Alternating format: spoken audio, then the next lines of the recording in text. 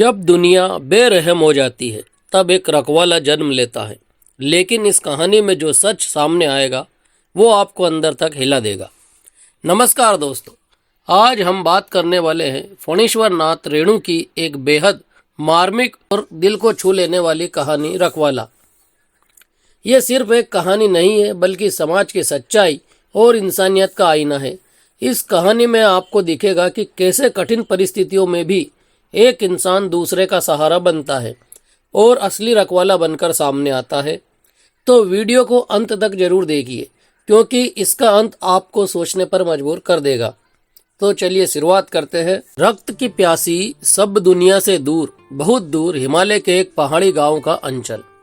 छोटा सा झोपड़ा पहाड़ी की ओट से झनकर आती हुई सूर्य की किरणों में छोटा सा सरकंडे का झोपड़ा सोने के झोपड़े की तरह चमक रहा था। झोपड़े के इर्द गिर्द केले, नारंगी, नाशपाती के दरख्त, फल फूल और हरे पीले पत्तों से लदे हुए झोपड़ों के सामने एक अमरूद का पेड़, खूंटे से बंधा एक बछड़ा था। पेड़ के नीचे बैठी वह जंगली बेतों और बांस की पतली पतली तीलियों से डोको बना रही थी। प्यारा सा सुकुमार बच्चा गोद में मीठी नींद ले रहा था। किसी गीत की कड़ी को गुनगुनाती हुई वह काम कर रही थी। उसके हाथ मशीन की भांति चल रहे थे। बेतों और तीलियों को काटते संभालते गुनगुनाहट का कर्म तो रुक भी जाता, पर उसकी स्मृतियों के तार न टूटते थे। कभी कभी सामने की मटमैली धुंधली पहाड़ी की ओर नजर उठाकर देख लेती, अपनी गोद में सोए प्यारे बच्चे को और पेड़ में पके अमरूदों को। तब उसके मानस पट पर चलने वाले स्मृतियों के सावक चित्रपट के एकाध अस्फुट शब्द बाहर निकल पड़ते। और ये अमरूद का पेड़ तो एकदम बच्चा था उस समय, अब तो फलने लगा है। मन ही मन हिसाब लगाकर जोड़ती 11 और फिर अतीत की स्मृतियां चलचित्र के समान क्रमबद्ध चलने लगती। 11 वर्ष बीत गए। अमरूद का यह पेड़ और महज 18 वर्ष की थी वह। फागुन का महीना, ऐसी ही धीरे धीरे बहती हुई वासंती हवा इसी पेड़ के पास खड़ी होकर सजल नेत्रों से उनको विदाई देती हुई वह पीठ पर डोको लादे सतरंगे ऊनी कमरबंद से खुकरी को कमर में बांधते हुए उन्होंने कहा था, रुंछस दुत बावली माँ चांदे यो डोको फ्री रुपया लिए फर क्यूला। धीरज बहादुर को दुल्हन लाए हेरन, तेज को कान को झुमका, नाक को नतिया, जन्मे कलकत्ता को ने कमाई हो, कलकत्ता माँ रुपया तैयार हुच। रोती हो दूध पगली, मैं जल्दी ही डेको भर रुपया लेकर लौटूंगा। धीरज बहादुर की स्त्री को देखो ना, उसके कान के झुमके, नाक की नतिया सब कलकत्ता की कमाई ही तो है। कलकत्ते में रुपये बनते हैं। 11 वर्ष पहले के विदा विलय के आलिंगन चुंबन को याद कर उसका हृदय धड़कने लगता, होंठ फड़कने लगते और नसों में बिजली दौड़ जाती। गांव का आवारा लफंगा बल बहादुर भी उनके साथ जा रहा था। वो इसी पेड़ के पास खड़ी देख रही थी और वे दोनों सामने किसी मटमैली धुंधली पहाड़ी की छाया में छिप गए थे। पेड़ पर तोता अमरूद कुतरता, वह हाथ उठाकर हिस कर उड़ाती और स्मृतियों का क्रम टूटते टूटते फिर चलने लगता। 8 वर्षों तक वह प्रतिदिन यही कुछ देर खड़ी होकर देखती रहती थी, किंतु उस धुंधली पहाड़ी की छाया से निकलकर कोई नहीं आया था। कोई भी नहीं। खूंटे से बंधा बछड़ा बां बां करने लगता। गंभीर मुद्रा और निद्रा में सोए हुए बच्चे को बाएं हाथ से कंधे या छाती पर चिपकाकर वह उठ खड़ी होती। बछड़े को पुचकारती, दुलारती और कोमल घास खिलाती और इतनी जल्दी भूख लग गई ये भी पुकारती। कहकर प्यार से एक मीठी चपत लगाकर आसमान में सूर्य की ओर देखकर हड़बड़ा उठती। बेला ढकने को है, सुबह ही बिना खाए गया है, अभी तक नहीं लौटा। उसकी रोज की यही आदत बुरी। कुनकुनाती हुई वही जाकर बैठ जाती है और फिर स्मृतियों के देश में विचरण करने लगती है। 8 वर्षों तक कोई न आया। तीसरे साल अगन महीने में शाम को जब वह आग सुलगा कर बाछों को सेक रही थी कि चंदू की माँ ने आकर कहा था, अरे पूर्णो, बल बहादुर कलकत्ते से आया है, मांझला के आंगन में है। सुनते ही वह नवजात बाचा को ठिठुरते छोड़कर दौड़ी थी मांझला के यहाँ। मांझला के यहाँ बूढ़े बच्चे, लड़के लड़कियां और गांव भर की स्त्रियां बल बहादुर को घेरे खड़ी थी। बीच में बेटा बल बहादुर कलकत्ते की हैरत भरी कहानियां सुना रहा था। ट्रेन गाड़ी, मत्र गाड़ी, हवैया जहाज वगैरह की अजीब अजीब बोलियां वह हंस हंसकर सगर्व सबको सुना रहा था। सब आश्चर्य के पुतले बने सुन रहे थे, अचरज भरी हंसी हंस रहे थे। वह उसके पास न जा सकी थी, पिछवाड़े में ही खड़ी सब सुनती रही। बल बहादुर ने कहा था, हिरण्यदाजू पलटन माँ भरती वहे। सुनते ही वह कांप उठी थी, उसके सर में चक्कर आने लगा था। वो भाग आई थी। अपनी झोपड़ी में पड़ी पड़ी वह लगातार कई दिनों तक आंसू बहाती रही थी। उसकी आंखें डबडबा आई। वह उठ खड़ी हुई, जंगल की ओर देखकर पुकारती, बहादुर। प्रत्युत्तर में खूंटे से बंधा बछड़ा बां बां करता और गोदी का बच्चा रो पड़ता। बच्चे को थपकियां से सुलाती वह फिर बैठ जाती और ताना बाना बुनने लग जाती। हाँ, वो हफ्तों पड़ी रही थी।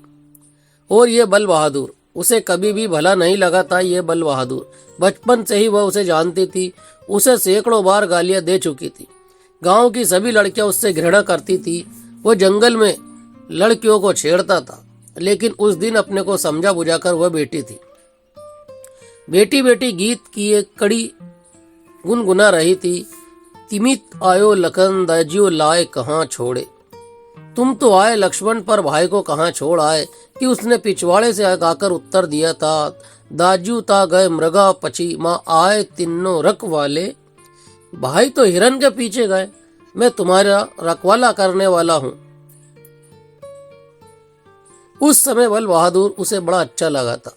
वो उसको पकड़ लाई थी आंगन में। घंटों बैठकर कलकत्ते की कहानियां सुनती रही थी। उसी दिन से वह रोज शाम को आकर कलकत्ते की कहानी सुना जाता। उनकी बुद्धिमानी और अपनी बेवकूफ़ी की दर्जनों ऐसी कहानियां कहता कि हंसते हंसते पेट में बल पड़ जाते। किस तरह वह एक कंपनी में दरबान था। उसी कंपनी का एक कुली इशारे से हुंच पुंच दाजू कहकर चिढ़ाया करता था। वह खून का घूंट पीकर रह जाता था। किस तरह उसने जाकर हिरण्यदाजू से शिकायत कर दी और वे जाकर उस कुली को किस तरह खुखरी निकालकर मारने दौड़े और वह कुली किस तरह दुम दबाकर भागा, आदि बातें वह विस्तार से सुनाता। उसे बड़ी अच्छी लगती थी कलकत्ते की कहानियां। कैसा देश है जहां बिना तेल की बत्ती अपने आप शाम होने पर जल जाती है और सुबह को बुझ जाती है। बल बहादुर भी उसे अच्छा लगने लगा था। एक दिन वह बल बहादुर को पकड़कर समझाने लगी थी, बहादुर तुम आवारागर्दी छोड़ो, घर बनाकर घर नहीं लाओ। ओ हो, वो ठठाकर हंस पड़ा था। भोजी तुम भी कैसी हो, आवारागर्दी छोड़कर घर बना सकता हूँ, पर मेरे साथ रहना कौन लड़की पसंद करेगी। तू आवारागर्दी तो छोड़।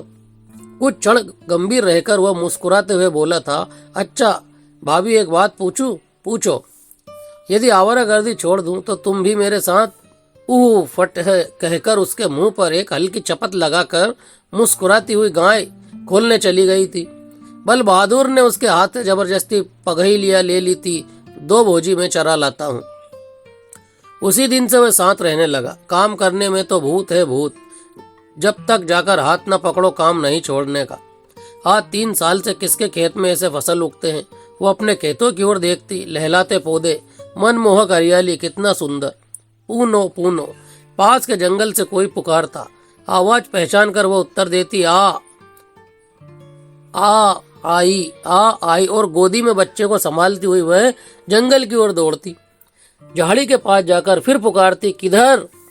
इधर उधर झाड़ी के उस पार से आवाज आती। बल बहादुर नवजात बछड़े को पहुंच रहा था। पास ही गाय खड़ी थी। पूनो को देखते ही वह खिल पड़ा, आओ। पूनो की गोदी में बच्चा जग पड़ा था। बच्चे को बल बहादुर की गोदी में देते हुए उसने बछड़े को बड़े प्यार से चुमकारा।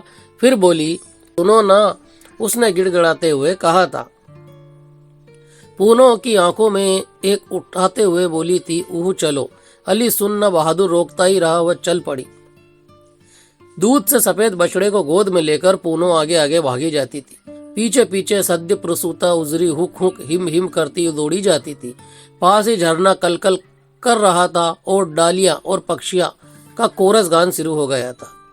पूनो रुक रुक कर पीछे ही देखती थी। सबसे पीछे बल बहादुर गोद में बच्चे को लिए कंधे पर लट रख के धीरे धीरे विजय वीर की तरह झूमता आ रहा था। उसकी गोदी में बच्चा रो रहा था और वह उसको अजीब ले में गीत गाकर चुप कराने की चेष्टा कर रहा था। ओ बाबू, गोरी को बधैया माँ, छेन रखवारा, चोरी भयो फल फूल, ओ बाबू। मित्रों, कहानी यही समाप्त होती है। यदि ये कहानी आपको पसंद आए तो इसे लाइक कीजिए और अपने मित्रों तक शेयर कीजिए। यदि आप हिंदी कहानियों के शौकीन हैं तो हमारे चैनल को सब्सक्राइब जरूर कर लीजिए, ताकि और भी रोमांच से भरी सभी लेखकों की कहानियां आपको सुनने को मिल सके। धन्यवाद।